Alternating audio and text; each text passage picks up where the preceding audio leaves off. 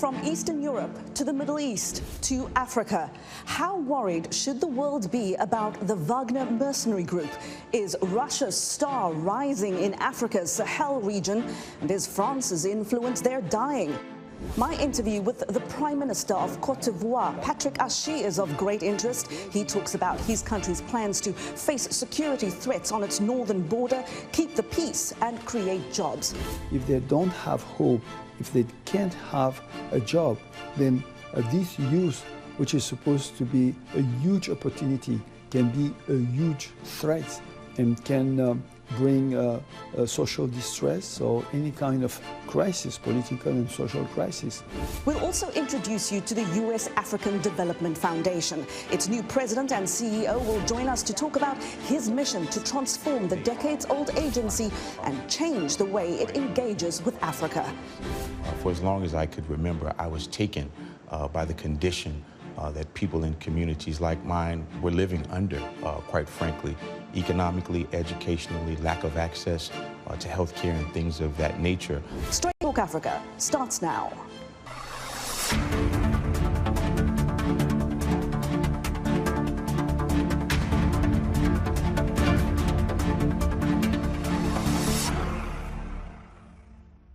Hello there and welcome to Straight Talk Africa. I'm Haydé Adams. Thank you so much for joining me. Now, this week we continue our coverage of the war in Ukraine and the geopolitical implications of that conflict. Russia has deployed mercenaries to African countries for years. And new reports indicate that some of those battle-hardened soldiers may be heading to Ukraine to take part in Russia's invasion of that country. Now, in this report, VOA Salem Solomon looks at what the inclusion of mercenaries in the war in Ukraine might mean. As Russia continues its invasion of Ukraine, some observers are warning its forces may get support from an unexpected source: Russian-linked mercenaries stationed in Africa.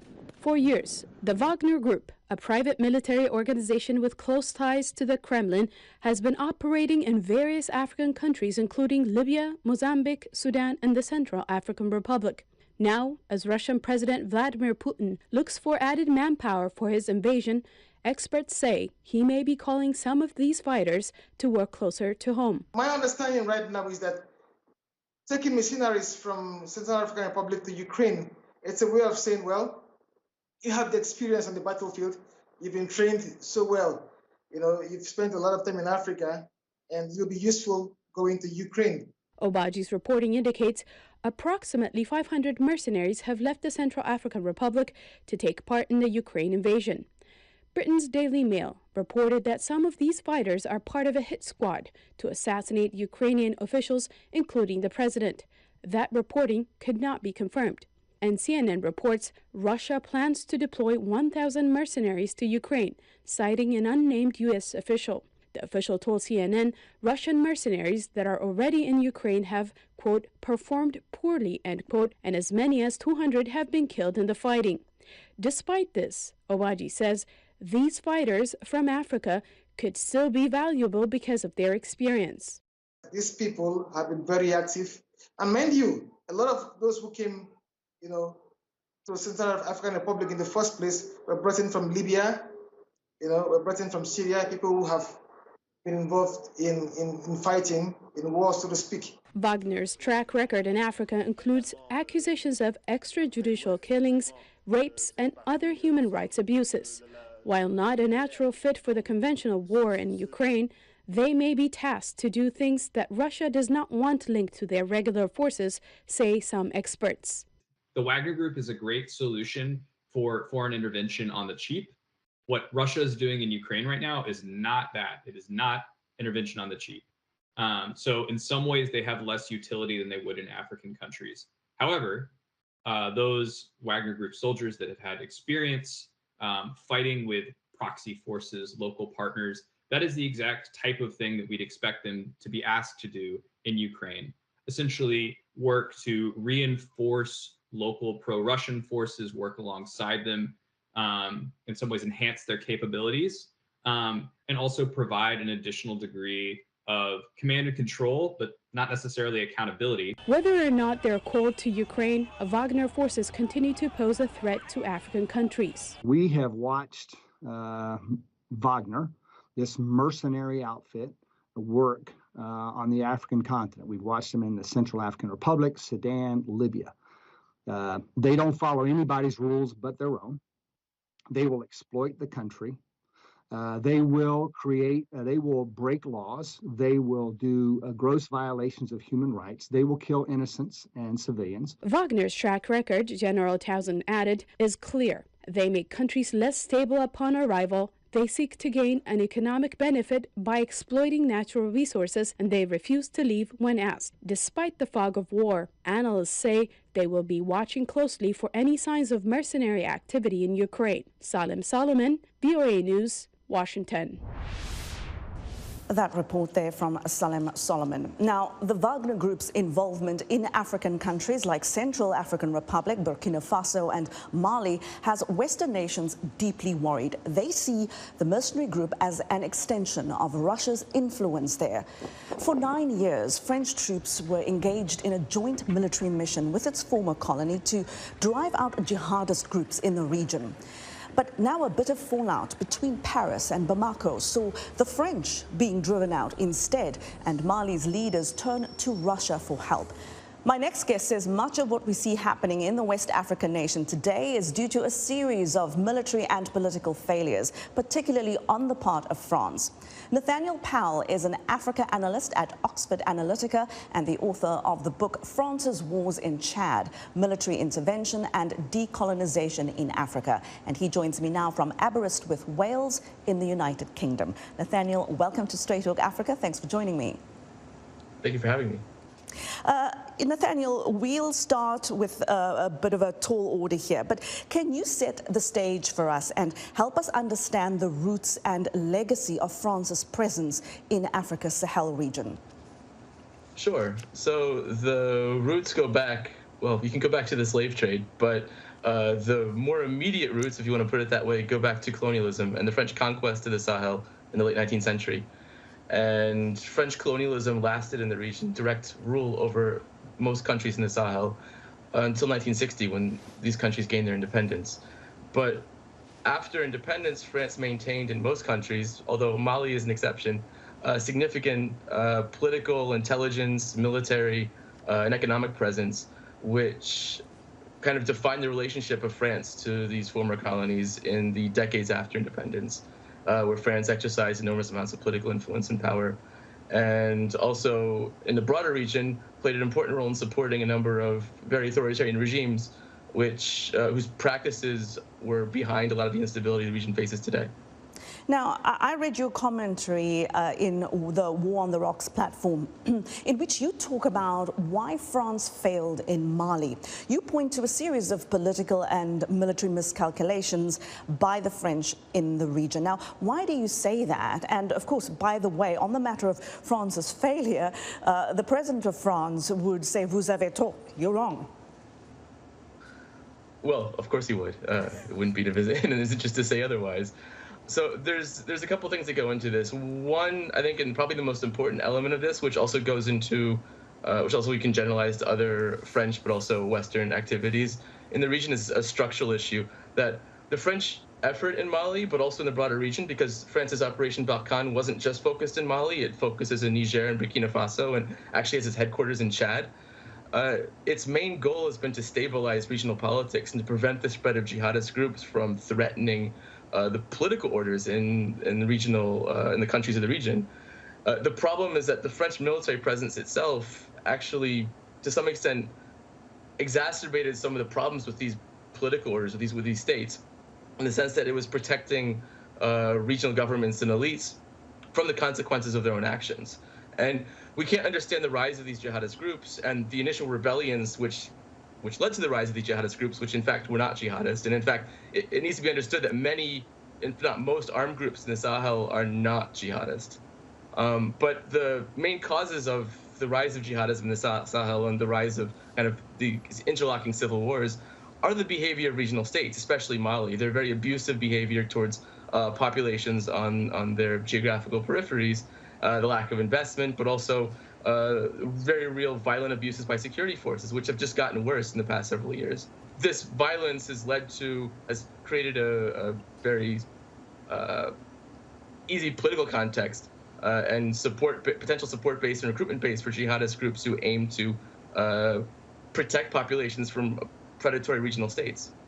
Now, Nathaniel, well, not really the aim, but that's what they claim to do. Right. Now, you were talking about, of course, what happens on the battlefield, but then, of course, how it affects ordinary people. And we've seen signs of what, of course, appears to be this rising anti-French sentiment in the region.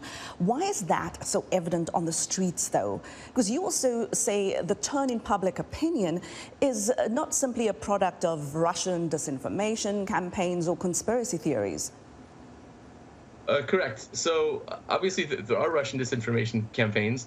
There are also French disinformation campaigns. Facebook actually released a statement last year, or perhaps 2 years ago, revealing kind of the existence of both. But the real kind of underlying issue is that there's been waves of anti-French sentiment in the region going back to resistance to colonialism.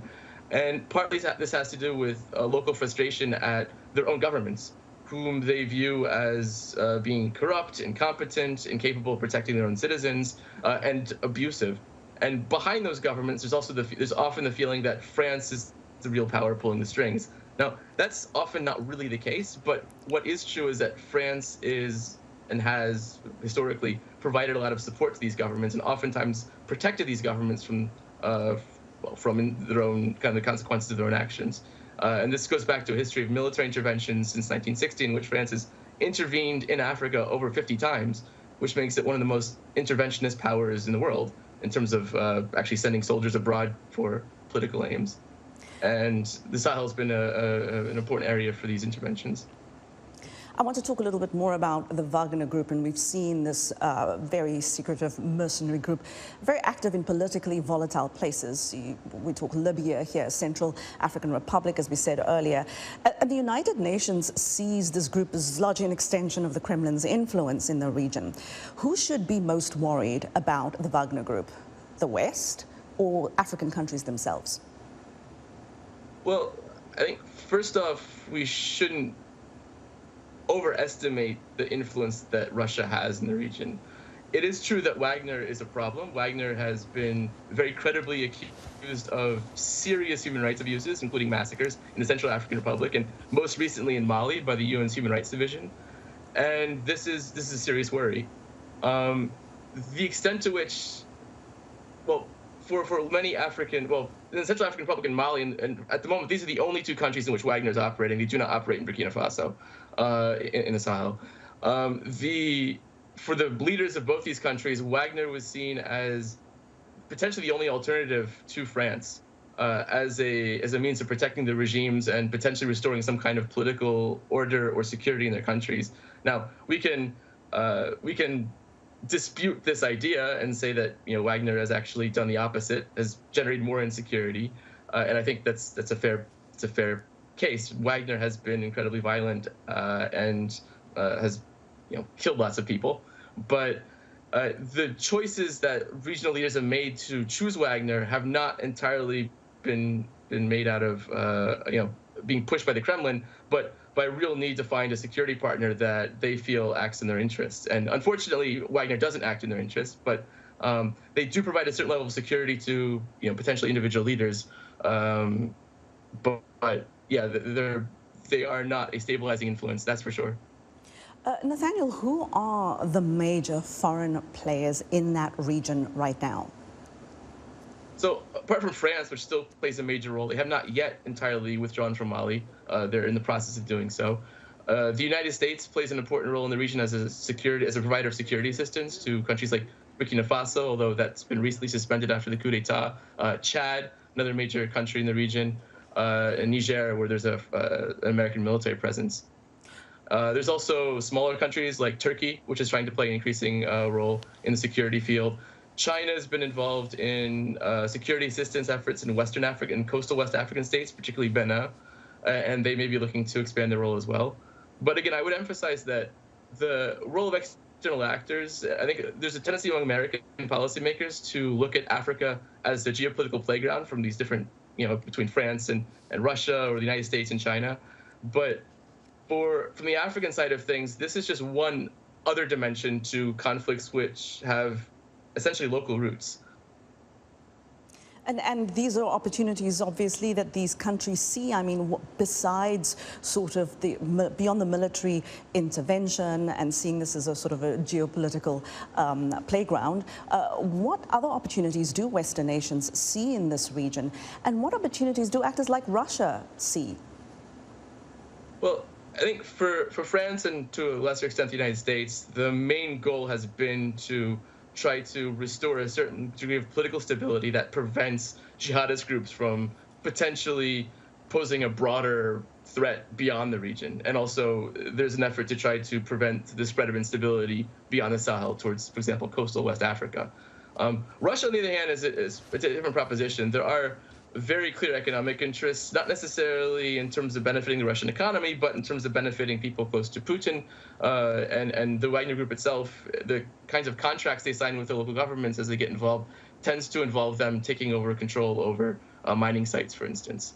There is also the potential that local governments, for example, in Mali, may see Wagner as a more pliable ally. For example, there's a peace agreement in Mali between northern rebel groups and the government, which has been kind of stagnating for the past 7 years or so. And it's possible that the government in Bamako sees Wagner as a potential ally in any, if that peace agreement should break down and they would need a military assistance. Because the French, one of the biggest grievances the Malian government had against France was that France was collaborating to some extent with some of these northern rebel groups. And the Malian government saw this as unacceptable. And Wagner would potentially be a strong military partner for the Malians if they attempted to relaunch their war in the north or if the peace agreement broke down. Nathaniel, now we see France's presence and also working with the Ivorians to help push back at jihadists, helping that nation there. Now, if Emmanuel Macron won't admit failure in Mali, what could go wrong with the Ivorians? I mean, have lessons been learned here? And what could actually go right? Well, I think for not just Cote d'Ivoire, but the entire region of coastal West Africa has one clear advantage over the Sahel, and that's that states in the region, for the most part, especially those that border Burkina Faso, which is where a lot of the instability of a lot of jihadist groups are potentially expanding from. A lot of these states bordering Burkina Faso have much stronger states comparatively than those in the Sahel, and potentially have more resources to invest in areas that have previously been marginalized and excluded from national political life. Now, whether or not governments actually take that opportunity is another question. Unfortunately, security-heavy responses can lead to exactly the opposite, opposite result. That communities, and we've seen this in Cote d'Ivoire already, where Fulani, who are pastoralists, have already been stigmatized for their alleged associations with jihadist groups and been victims of local expulsions, sort of thing. And that's exactly the kind of process that can actually lead to jihadist recruitment. So the success of Cote d'Ivoire, for instance, in preventing the spread of jihadist groups into its northern territories is dependent not just on its military efforts, but its own ability to credibly act as a protector of its a protector of its northern communities and a provider of central government services and legitimacy. Nathaniel, thank you so much for your time and for your insights. That was Nathaniel Powell speaking to me from the United Kingdom. Thank you. Now, of course, much of the world is focused on Russia's invasion of Ukraine, but analysts warn that nations should not ignore jihadist militants who are increasing attacks in Africa's Sahel region and spreading to West Africa's coastal states. As we mentioned earlier, French security forces are in the region training militaries there how to respond. Henry Wilkins is in Abidjan, Cote d'Ivoire, for us with the details. On the Ivory lagoon that stretches through the centre of Ivory Coast's main city, Abidjan, Ivorian and French forces are preparing to face a growing threat. Since 2020, terror groups linked to Islamic State and Al-Qaeda have carried out attacks against Ivorian forces. One Ivorian commando, who declined to give his surname, says the threat is real and they're preparing to face it in every possible way. In Ivory Coast, we are really focused on terrorism, because in the north part of our country we are very faced to terrorism. So talking about sea, air and land, that's why we are here. Security analysts say terrorism is spreading to the north of coastal states like Ivory Coast, Ghana, Benin and Togo. The next phase in the Western Sahel's decade-long conflict. Large parts of Burkina Faso, Mali and Niger are experiencing daily attacks targeting military and civilians alike. Since 2020, there have been 17 incidents in the north of Ivory Coast linked to Al-Qaeda-affiliated groups, according to the Armed Conflict Location and Event Data Project, including gun battles and roadside bombs. Ivory Coast has sent large numbers of troops to the north in response to these.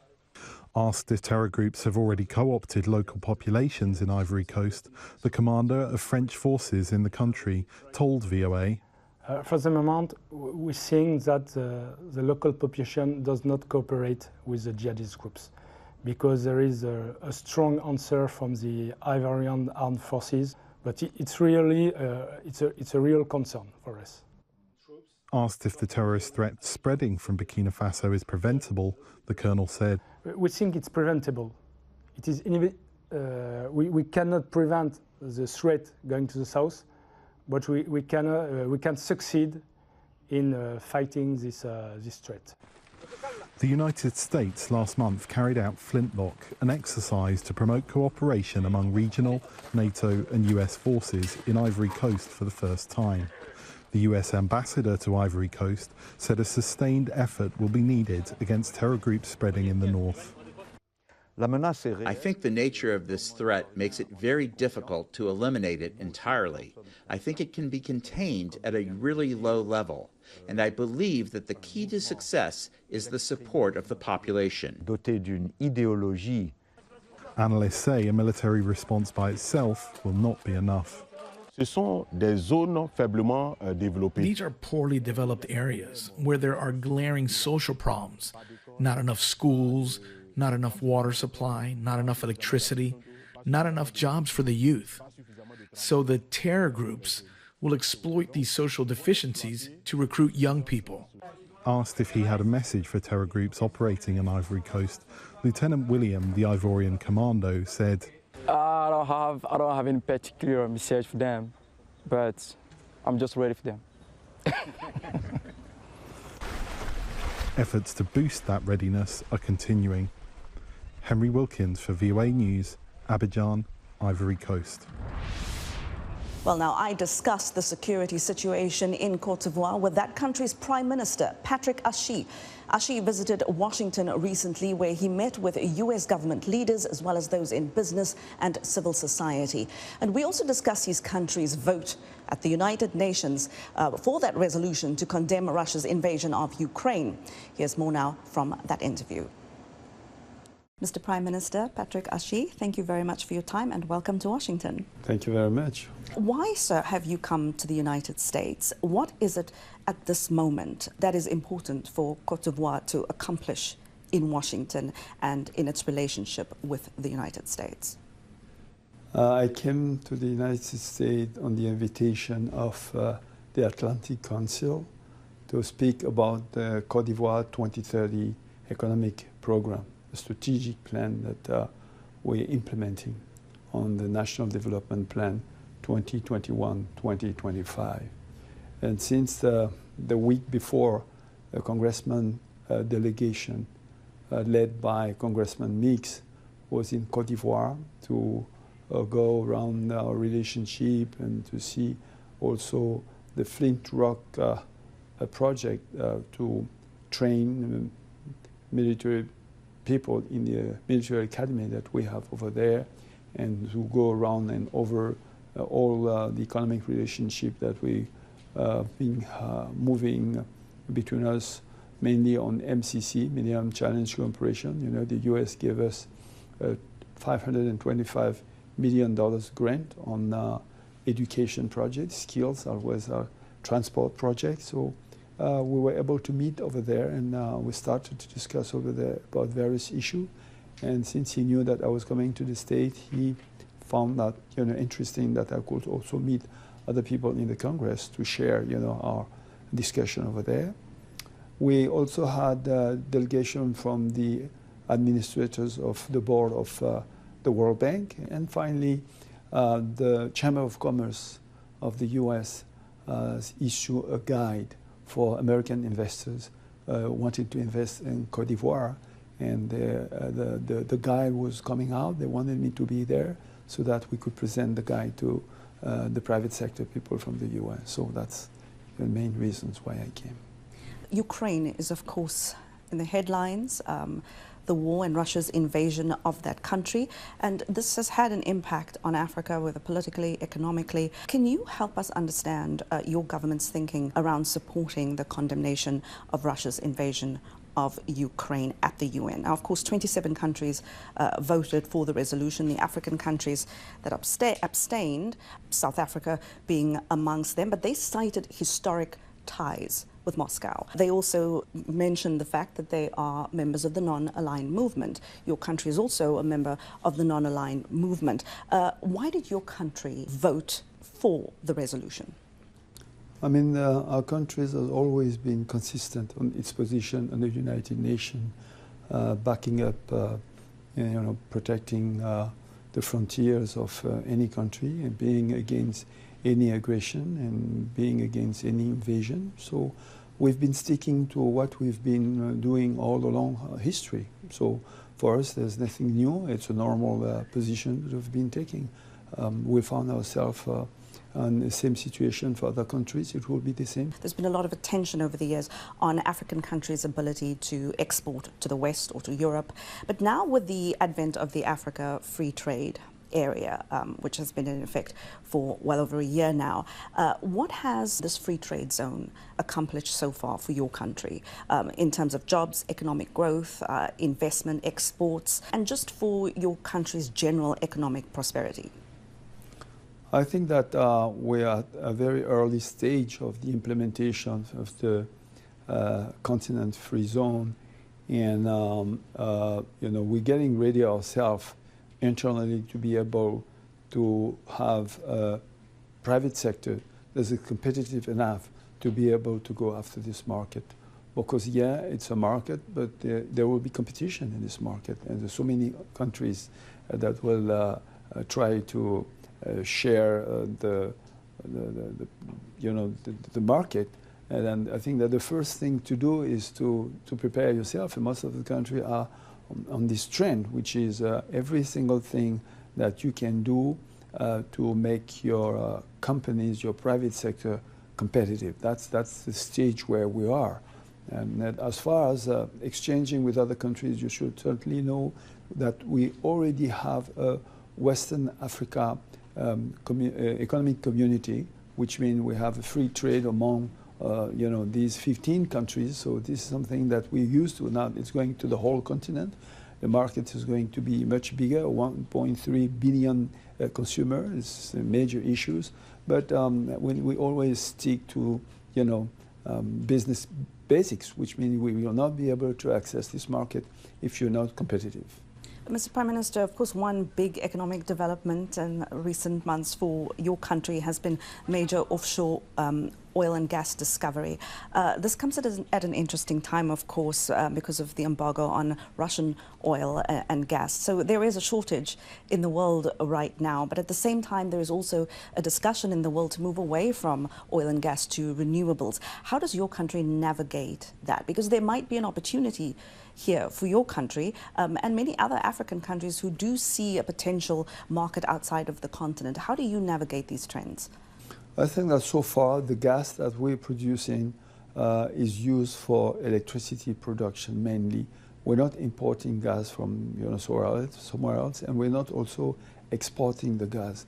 All the gas is used to the use of the gas-fired turbine that we have to produce electricity.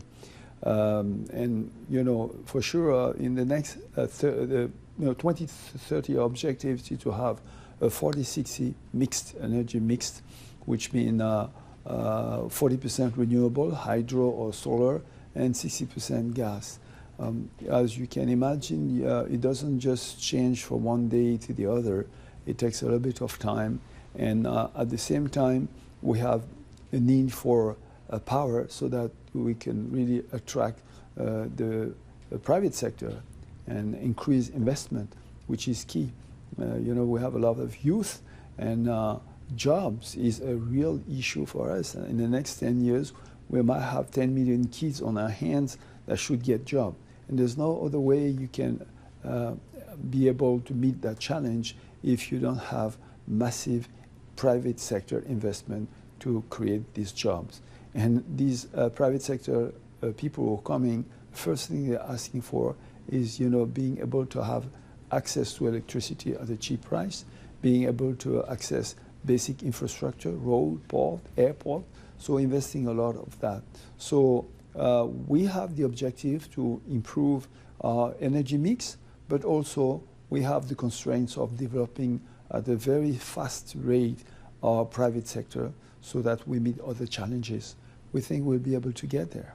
To return to the instability that we're seeing in Eastern Europe, but we've also seen a lot of tumult in your neighborhood. Mercenaries, the United States believes that the mercenary group Wagner is fueling a lot of the instability we're seeing. This is on your northern border, and your country has, of course, beefed up security there. Can you help us understand what steps your government is taking, what kind of security steps you're taking, but also whether you're concerned about groups or a group like Wagner capitalizing on any political tumult or dissent you might have in your own country? I think that yes, we have had terrorism on the Sahel region for a while, and we know that it's a security issue that we have to deal with. And we've been training our army people. We've been trying to buy equipment to make them ready to be able to face this challenge. Sure, we need help from friends because we are driving money that should be used to improve the life of people, invest in social infrastructure like school, like health center, like roads, so on and so forth. And if you divert this money to invest into buying military equipment, hiring more troops, and buying intelligence equipment to be able to secure your country, naturally it's a high pressure on your finance. Now, what we've learned out of this crisis, getting on the neighboring countries that we see, is that very often the root cause of these crises come from the fact that a numerous amount of youth, 77% of the population in my country is aged under 35, and half of the population is aged under 25. Now, when you have that amount of youth, if they do not have a visibility on their future, if they don't have hope, if they can't have a job, then this youth, which is supposed to be a huge opportunity, can be a huge threat and can bring social distress or any kind of crisis, political and social crisis. So that's why we're so keen to develop the private sector so that these kids find jobs. In the northern part of our country, which is a bordering neighbor of this country where security is really more of a concern than ourselves, we're trying to improve livelihood of people because it gets bad when people can use your own people to get insecurity in your country. But as long as your people and the youth in your country can have a decent life, can go to school, can access basic needs like electricity, transport, food, and they feel good at home, it's very difficult to have them get into any destabilization.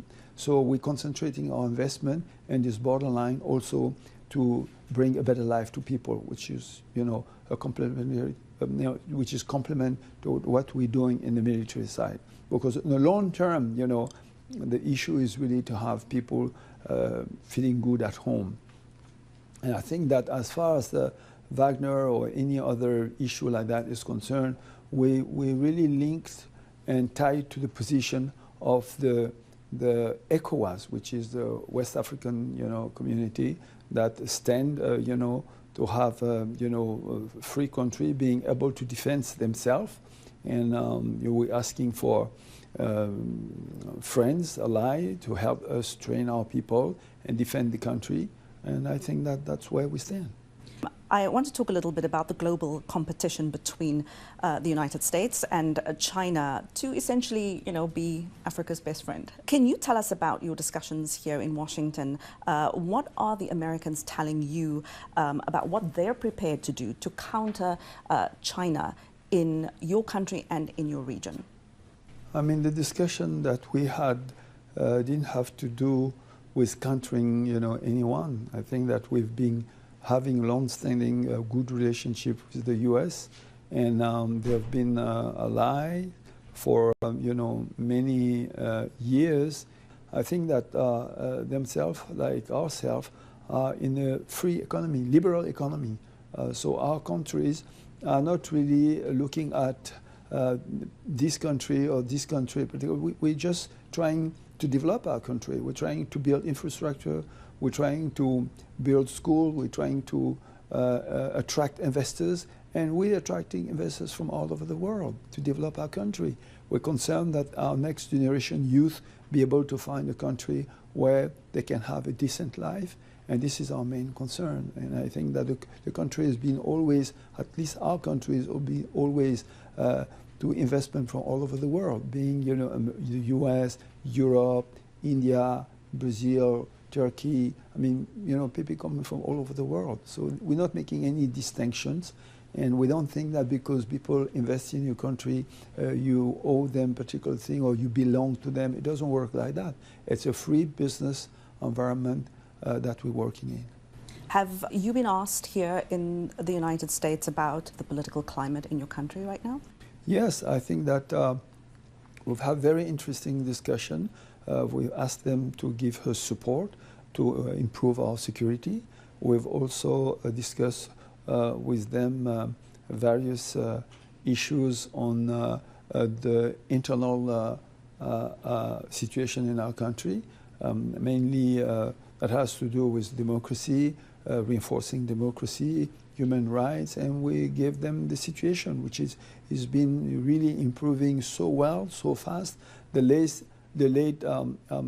legislative elections that we do that was held in the country were free and fair.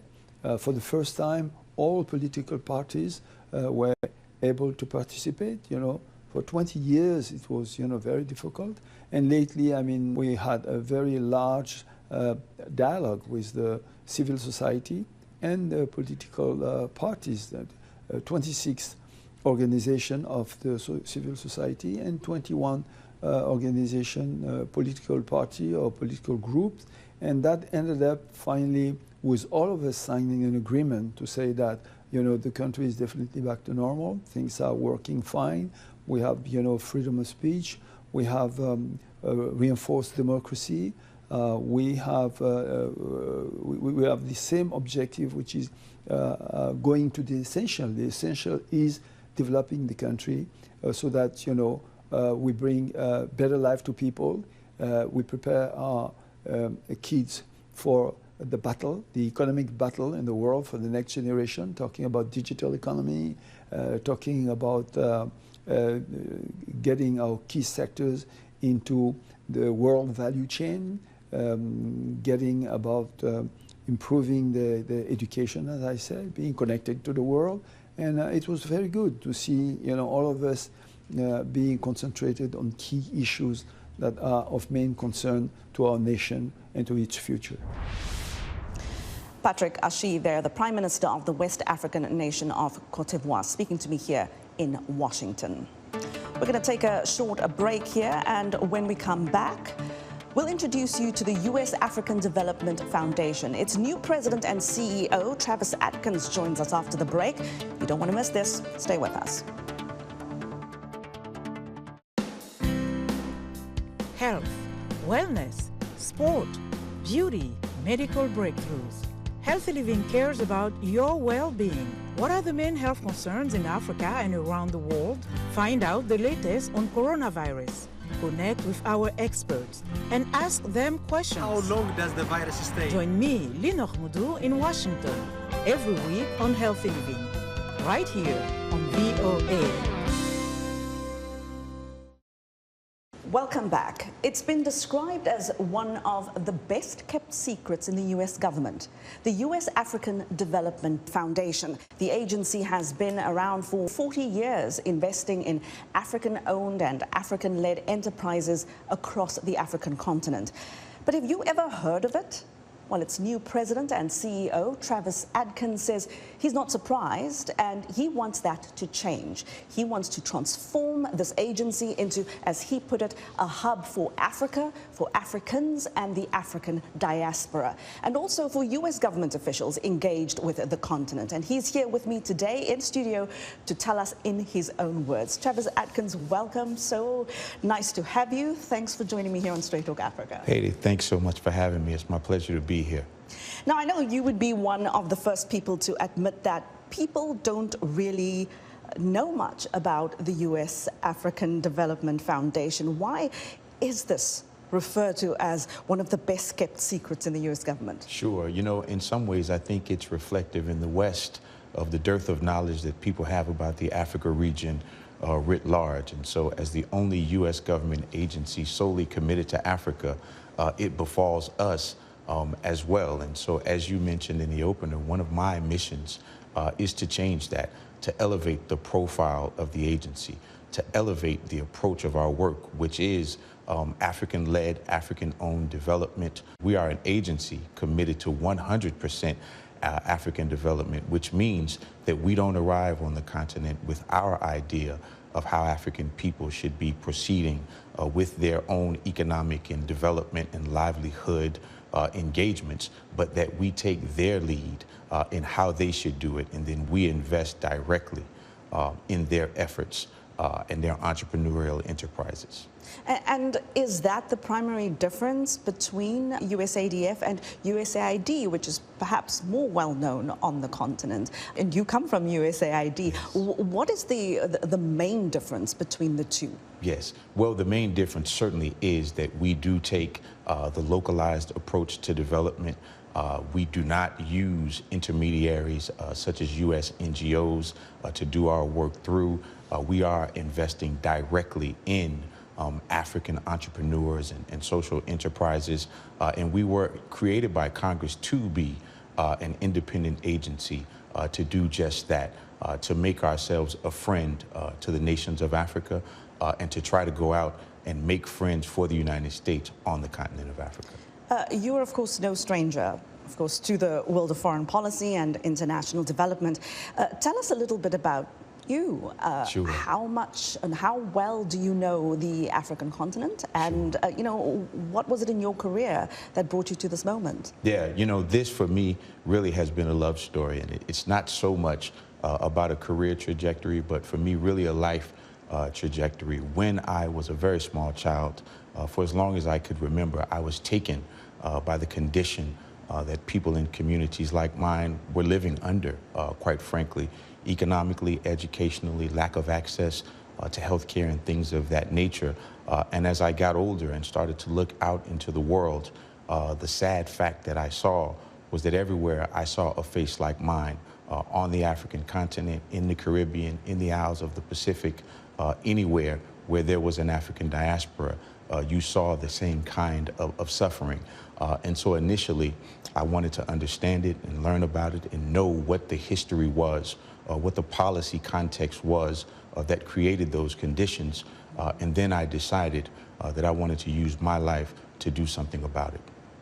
And on a professional level, how did you arrive at this moment? Sure. So as you mentioned, I just recently departed the Biden administration, where I was the Deputy Assistant Administrator for Africa at USAID. But over the course of my career, we're talking now more than 2 decades working on the continent, in conflict and post-conflict situations, working in more than 40 countries on the continent, doing everything from development assistance to humanitarian assistance, livelihoods, women and youth, education, and so forth. And so over the course of those years, I'd like to think that I gave myself the credentials, the experience, and the breadth of knowledge to take on a role like this with the U.S. African Development Foundation. And speaking of taking on that role, let's talk about your strategic plan for USADF. I've read that you want to make big changes. You really want to transform this agency. What needs changing here at USADF? Well, you know, the first thing I would say is the main thing I want to change is the lack of awareness of the agency. And I want to elevate it. I want our model of localized development to be seen for the powerful, impactful frame and lens that it is in the way that we engage the continent. I want it to be known that our staff in Africa is 100% African. I want it to be known that we invest directly and we don't use intermediaries, that our focus is to make sure that African entrepreneurs and enterprises have the management skills and the technical skills to build their own institutions, to make themselves credit worthy, to make them free ultimately of the need for any kind of foreign assistance. And so that model and that approach is what I think mainly needs to be elevated.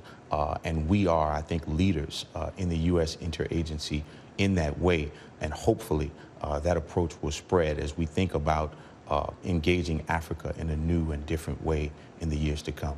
Yeah, and to your point, when one hears foreign assistance, you think, obviously, that's help, that's aid, foreign aid. And we're all, of course, familiar with the debate around that. Tell us a little bit about some of your signature programs that goes directly at that. How do you work on the ground? How do you work differently than aid does? Because I always wonder whether this is all about semantics, you know, does it, whether it's aid or investment, how does it look on the ground that people can clearly see this is an investment being made in us and not just help arriving? Sure.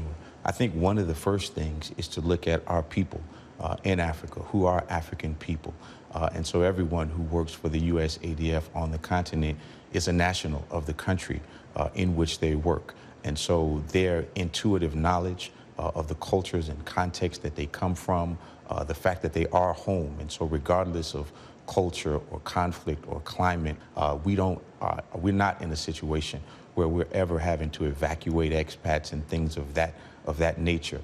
And because they have that local context, they can help us get to the root of problems that are on the continent, identifying them and helping us to target the right demographics for the kind of assistance that we give. And so I think one of the ways in which they're different, we're different, I should say, surely other agencies believe in the model of participatory development, but we take it all the way to the max. And so all of our partners own their initiatives and lead those initiatives, and we support them from behind rather than from the front. Well, Africa itself is really taking it all to the max right now with the Africa Continental Free Trade Area. Of course, it has been rolled out. And of course, we're keeping an eye as reporters and journalists on how this free trade zone, especially here on this show, we're looking at how this will help women and women business owners, whether it be in the formal or the informal sector. This is an exciting time and opportunity for them to be part of something bigger. Are there any sorts of investments that you are making in women that could potentially help them take part in this opportunity of this free trade pact? Without a doubt, Haydé. I think one of the things that I would like to say is that often in our field, women and youth are spoken of as a kind of special interest group, when in fact they actually are the majority on the continent, a kind of marginalized majority, if you will. And so a majority of our focus is on women, is on youth, and of course among youth are also women. And so they are the primary target of our grant making, of our technical assistance and support. We do have an off-grid energy challenge that is for women leaders in the renewable energy sector. We do support with grant funding graduates of the Academy for Women Entrepreneurs, which is a program of the State Department. And we look not just to mainstream efforts that support women and youth, but to make that the bread and butter of what our agency is focused on. And you are well aware, of course, that we do have a huge unemployment problem on the continent. Statistics show that it's not as bad that amongst young people in terms of them being completely unemployed, but a lot of them are employed in the informal sector. Yes. What kind of resources do you have and plans do you have to help address that? If there were young people watching today thinking, you know, if they were to see you in town or see your work or your projects, what would be in it for them? Sure. I think that, you know, youth development and youth employment is one of the three pillars that are primary to what our agency is seeking to do.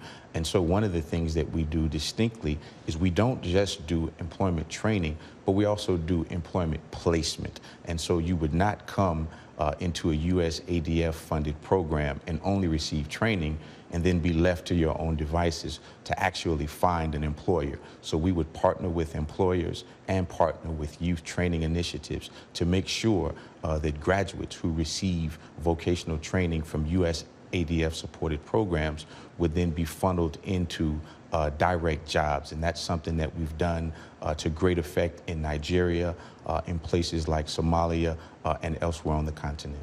Now, I've read you have plans for Africa here in the United States and in Washington. I've read that you've said that you want to create a hub here for Africa, for Africans and the African diaspora. What does that mean, and what will that look like? Sure. Well, I think that we have a special responsibility as the only U.S. agency solely committed to Africa to engage with the African diplomatic corps in an ongoing and frequent and impactful way, that we have the ability to be a voice in this space through the think tanks in Washington, through universities in Washington, through schools in Washington, to be an educating force about what is happening on the continent of Africa, about the varied approaches that USADF takes towards the continent.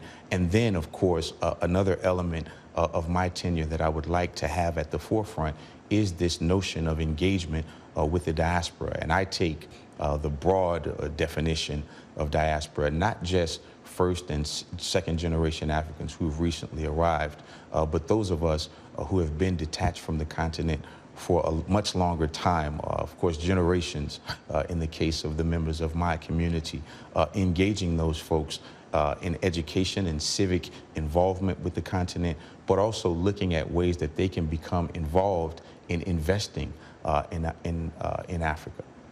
And as we were talking now, you're no stranger to the African continent. You've traveled extensively and you have visited many African countries. So now you are on your way to Cote d'Ivoire and Senegal. Why are you making this trip, and why those two countries? Yeah, it's really exciting for me, Haydé, because this is the first trip of my tenure. I was just sworn in about 3 months ago. And no one from the agency has been to the continent essentially since the advent of COVID 2 years ago. And so for me, it's an opportunity to get to the continent, to meet our partners, to see our programs on the ground, and then specifically in Senegal and Cote d'Ivoire, to really to launch new initiatives that we're partnering on with those governments for youth entrepreneurs, for smallholder farmers, and looking at issues of renewable energy as well. And so I want them to be able to attach a new face to the name of the agency, and to begin crisscrossing the continent with the message that we have to uplift and elevate not only the agency, but the standard of living for the people of Africa. Well, Travis, we are going to watch and follow your work. Congratulations on this new position. We wish you well, and we wish you safe travels. You get to go to West Africa and enjoy the food, first and foremost. So very fortunate there. But thank you for coming in and speaking to us. And you made a few promises here that we're going to hold you to that. Absolutely. And we'll invite you back on the show again and hear how everything's going. Absolutely. Thank you for having me. Thank you so very much. That's Travis Adkins, the new president and CEO of the U.S. African Development Foundation. Well, still ahead here on Straight Talk Africa, we'll tell you why there are Ukrainians and Russians gathering on Mexico's border with the United States. We'll have the details when we come back.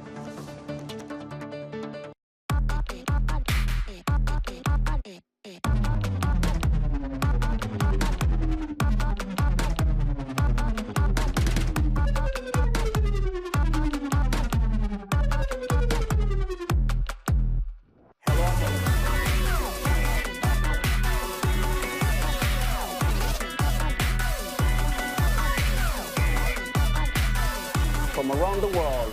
Let's go. You're with Straight Talk Africa. Welcome back. Ukrainian and Russian citizens are descending on the Mexican border city of Tijuana to request political asylum in the United States. With Vicente Calderon in Tijuana, VOA's Mike O'Sullivan reports that many Ukrainians can cross the border while Russian citizens are having a harder time. Dozens of Russians and Ukrainians camped out in recent days on the Mexican side of the border, both groups hoping to be admitted to the United States to claim asylum status.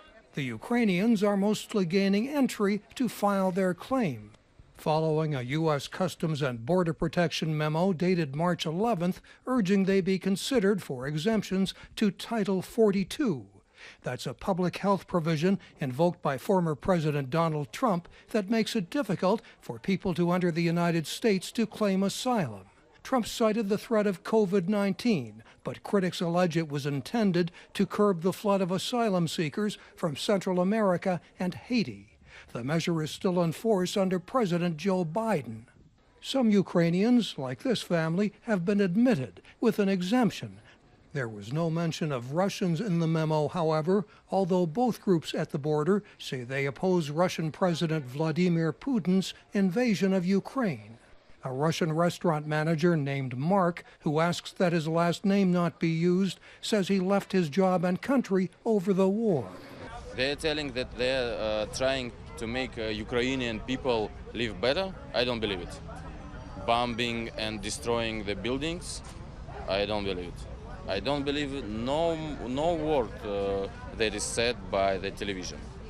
A Russian from St. Petersburg, who is here with his wife and 2 children, says he cannot believe what is happening. War is a mass murder of people. Ukraine is defending its sovereignty now. But in any case, innocent civilians are dying in the 21st century. It shouldn't be happening these days. Because people shouldn't wage wars in the 21st century. People can do better.